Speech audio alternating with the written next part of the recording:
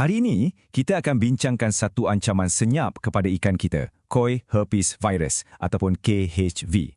Dan ia bukan hanya serang ikan koi tau. Jom kita tengok siapa lagi yang berisiko. Okey, KHV ni bukan macam selsema biasa. Ia virus maut yang sangat spesifik sasarannya.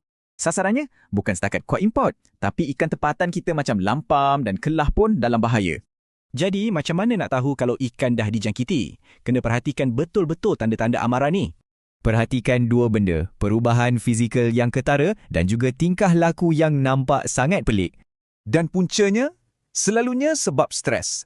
Kualiti air yang teruk tu memang jemputan untuk virus ni. Bila ia dah masuk satu kolam, memang habis. Kadar jangkitan boleh sampai 100%. Dan daripada yang dijangkiti tu, kadar kematiannya sangat tinggi. Boleh cecah 100% juga. Ia merebak dengan sangat pantas. Tanda-tanda awal boleh nampak seawal 3 hari je.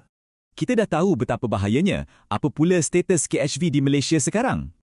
Berita baiknya, keadaan nampak terkawal di Semenanjung. Tapi kita tak boleh leka, terutama sekali di Sabah. Dan yang paling penting, tak ada ubat. Jadi satu-satunya cara ialah pencegahan. Jadi apa nak buat? Perkara nombor 1, kuarantin. Asingkan semua ikan baru. Jangan campur terus. Selain tu, amalkan biosecurity. Beli ikan dari sumber yang dipercayai dan jangan kongsi peralatan. Pihak berkuasa pun main peranan penting. Mereka kawal ketat sempadan dan buat pemeriksaan berkala. Dan akhir sekali, pesanan penting ni untuk kita semua. Jangan lepaskan ikan sakit ke perairan awam.